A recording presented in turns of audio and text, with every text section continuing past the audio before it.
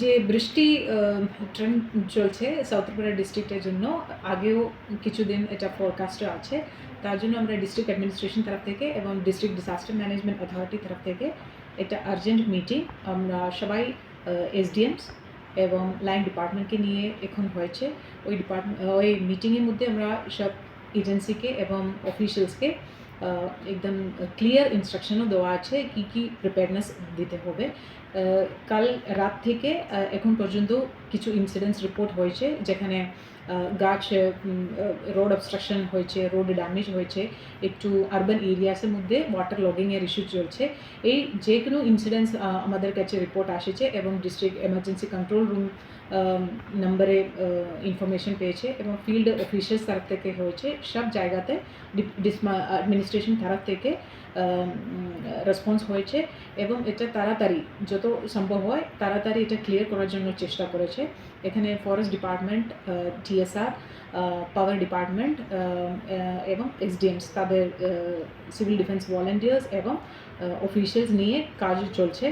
আমি সবার কাছে অনুরোধ এটা করব যে সিচুয়েশন এখন চলছে ওয়েদার নিয়ে, আমরা যেখানে যেখানে ওয়াটার লগিংয়ে আর ফ্লাডের একটু সম্ভাবনা আছে ওই জায়গাতে আমরা মাইকিংও শুরু করেছি যাতে করে আমাদের সেফ শেল্টার সেন্টার্স যেখানে রেডি হয়েছে ওখানে আমরা শিফট করতে পারি। যদি এই সম্ভাবনা থাকলে পরে তাদেরকে এটা আমরা ইন অ্যাডভান্স বলে দিয়েছি কি সেন্টার্স রেডি হয়েছে ওই সেন্টারের মধ্যে আগে গিয়ে আমরা শিফট করতে পারি যাতে করে একটু রাত্রিবেলা ওই টাইমের মধ্যে এমার্জেন্সি ইভ্যাকুয়েশনের দরকার না হোক।